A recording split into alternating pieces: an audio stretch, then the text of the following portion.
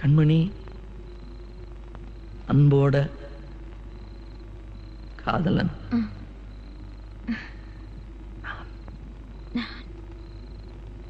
நான் எழுதும் கடிதம் கடிதாஸ்தி இல்ல, கடிதமே இருக்கட்டும். கடிதம் படி. கண்மணி அன்போடு காதலன் நான் எழுதும் கடிதமே. பாட்டாவே படிச்சிட்டியா?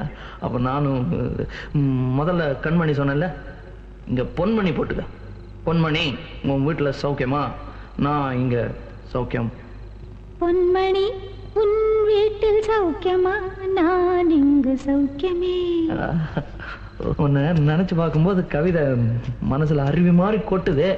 ஆனா அதை எழுதணும்னு உட்காந்தா அந்த எழுத்து தான் வார்த்தை.